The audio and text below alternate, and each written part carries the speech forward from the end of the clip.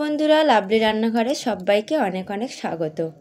আজকে আপনাদের জন্য নিয়ে হাজির হলাম বাটা মাছ দিয়ে কাঁচা টমেটোর একটি দারুণ রেসিপি। গালে যখন কিছু খেতে ভালো লাগে না, তখন এই কাঁচা টমেটোর রেসিপিটা করে খেয়ে দেখবেন, খেতে কিন্তু খুবই সুন্দর লাগে। তো চলুন চটপট আগে রেসিপিটা দেখে নেওয়া যাক। তো ফার্স্ট আমরা এখানে কাঁচা টমেটো নিয়ে নিলাম, সঙ্গে কাঁচা লঙ্কা আর দুটো পেঁয়াজ নিয়ে নিলাম। এবার এগুলো আমরা কেটে নেব। তো টমেটোগুলো ফার্স্ট ধুয়ে পরিষ্কার করে নেওয়ার পর এগুলো আমরা মাঝখান থেকে পাতলা পাতলা ফালি করে কেটে নিলাম। সঙ্গে আলুটাও কেটে জলের মধ্যে দিয়ে দিয়েছিলাম। এবার এটাকে ধুয়ে নেব। তারপর কুচিয়ে নিলাম পেঁয়াজ, কাঁচা লঙ্কা। এরপর একটা কড়াই নিয়ে নিলাম, তার মধ্যে নিয়ে নিলাম সয়াবিন তেল। এখানে আমরা সাদা তেলেই দিয়ে ব্যবহার করছি, আপনারা চাইলে মশলা তেল দিতে পারেন। তারপর এর মধ্যে দিয়ে দিলাম পেঁয়াজ কুচি, কাঁচা লঙ্কা। পেঁয়াজ লঙ্কাটা ভেজে লাল করে নেব।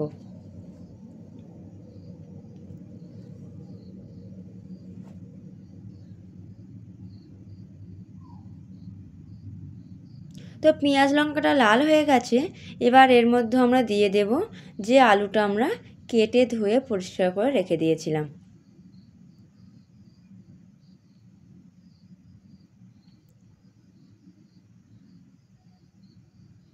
আলুটা দিয়ে পেঁয়াজ লঙ্কার সঙ্গে 2 থেকে 3 মিনিট একটু ভেজে নেব। তারপর এর মধ্যে দিয়ে দিলাম স্বাদ পরিমাণ লবণ।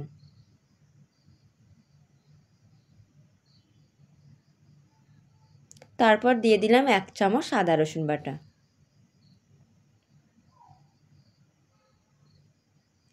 আদা রসুন বাটা দেওয়ার পর এটাও তেলের সঙ্গে আলুর সঙ্গে 2-3 মিনিট ধরে একটু ভেজে নিলে আদা রসুন বাটার যে গন্ধটা থাকে সেটা কিন্তু আর থাকে না।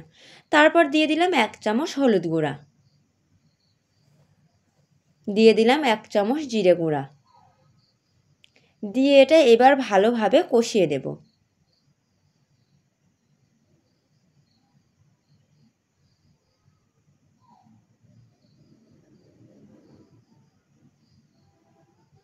এবার এর মধ্যে আমরা দিয়ে দেব 1 বাটি পরিমাণ জল, কারণ এটা আমরা এই জলটা দিলাম মশলা আলুটার সঙ্গে কষিয়ে নেওয়ার জন্য।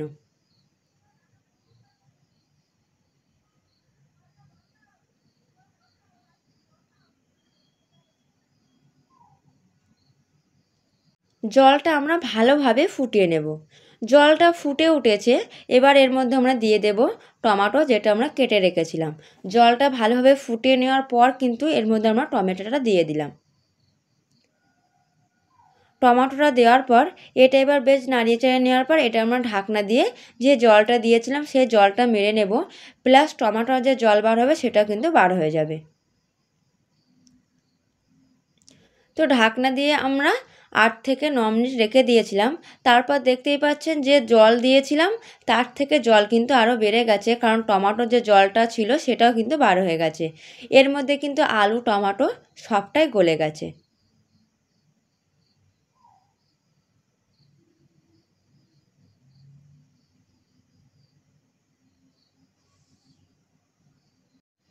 এটাকে ভালোভাবে নাড়িয়ে চাড়িয়ে নেওয়ার পর এটা ঢাকনা দিয়ে দেব। এর মধ্যে আমরা এটার টেস্টটা আরও বাড়ানোর জন্য একটা ছোট্ট কড়াই নিয়ে নিলাম। এর মধ্যেও দিয়ে দিলাম তেল।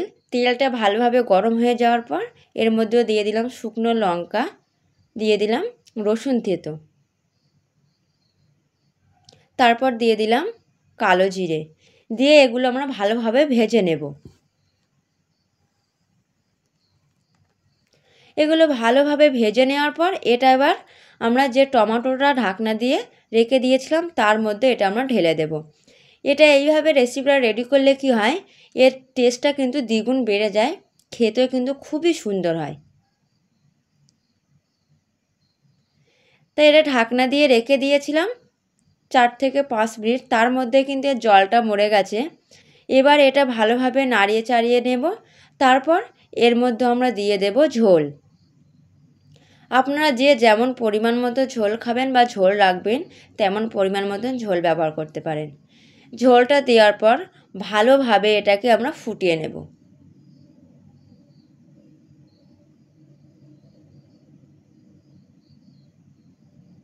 তো এটা ভালোভাবে ফুটে ওঠার পর এর মধ্যে আমরা দিয়ে দিলাম বাটা মাছ, যেটা আমরা ভেজে রেখেছিলাম। তো এটা দিয়ে আমরা ঢাকনা দিয়ে 1 থেকে 2 মিনিট ফুটিয়ে নেব। আপনারা যে যেমন ঝোল খাবেন সে তেমন পরিমাণ ঝোল রাখতে পারেন। তো দেখতেই পাচ্ছেন আমাদের রেসিপিটা কিন্তু রেডি হয়ে গেছে। আপনারা কিন্তু কাঁচা টমেটোর রেসিপি এইভাবে বাড়িতে রেডি করবেন, দেখবেন খেতে খুবই সুন্দর হয়। তো আজকে ভিডিওটি আপনাদের যদি ভালো লেগে থাকে তাহলে আমার পেজে একটা সাবস্ক্রাইব, একটা লাইক করে প্লিজ আমার পাশে থাকবেন, আমাকে একটু সাপোর্ট করবেন। তো সবাইকে টাটা।